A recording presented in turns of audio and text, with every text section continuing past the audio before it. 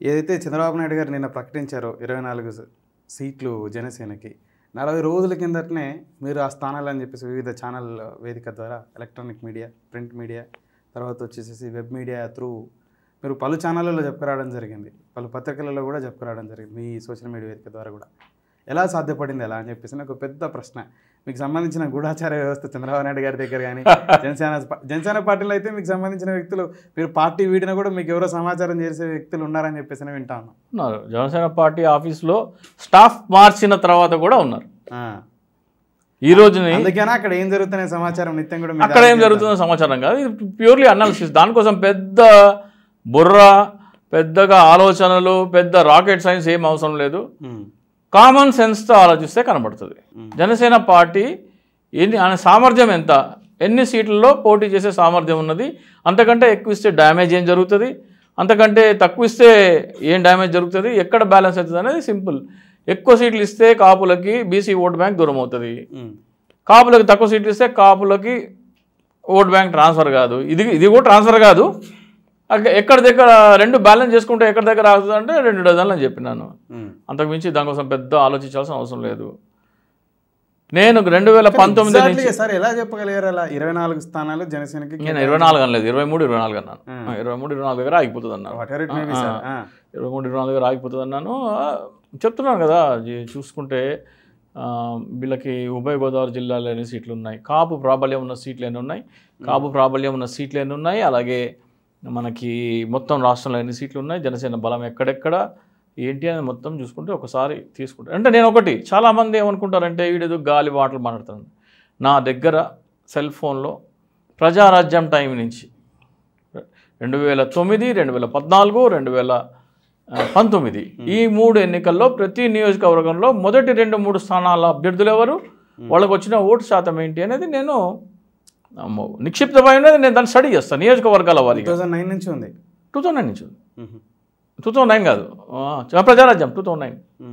చాలామంది ఏమంటారంటే చిరంజీవికి 34 స్థానాల్లో 1000 ఓట్ల లోపల ఓడిపోయారంటారు. తీయమనండి లెక్కలు, నేను చెప్తా ఏ నియోజకవర్గంలో ఎంత అంత ఉండదు. కొంతమంది జన సైనికులు, అమాయక జన సైనికులని మభ్యపెట్టేందుకు జనసేన పార్టీ కూడా 2019 ఎన్నికల్లో 34 నియోజకవర్గాల్లో 2వ స్థానంలో ఉందంటారు. చెప్పులు తీసుకుని కొట్టాలి వాళ్ళని, చెప్పు తీసుకుని కొట్టాలి.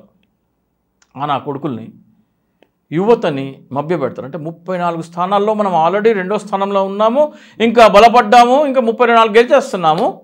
ఆ ఉద్దేశంతోనే 50 సీట్లు కావాలని చెప్పి ఆ ఉద్దేశంతో ఇప్పుడు ఈ జనసేన అధికార ప్రతినిధులు నాతో చాలా డిబేట్లు, నువ్వేమన్నా చిలక చూసాం చెప్తున్నావా, నీకు ఎట్లా తెలుసు చెప్తున్నారు.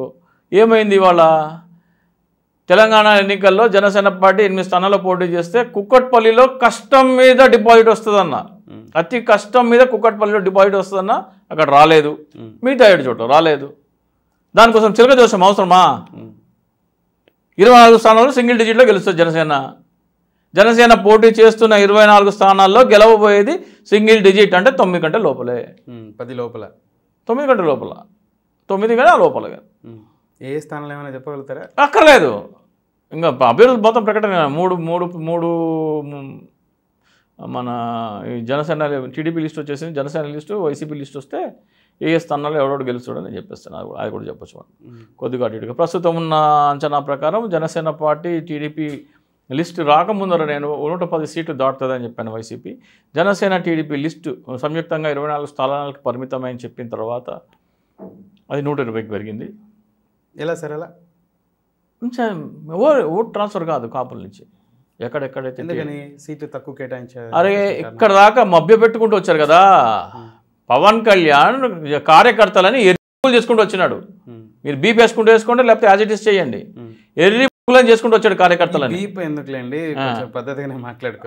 సరే, ఎర్రి పుష్పాలని చేసుకుంటూ వచ్చినాడు. అమాయకులని అమానుషంగా మీకోసమే పార్టీ పెట్టాను, మీకోసమే నేను బతికున్నాను, నేను బతికున్నది మీకోసమే అని చెప్పేవాళ్ళని ఎంతగా మోసం చేస్తున్నాడో, ఎంతగా దగా ద్రోహం చేస్తున్నాడో పాపం వాళ్ళకి తెలియదు.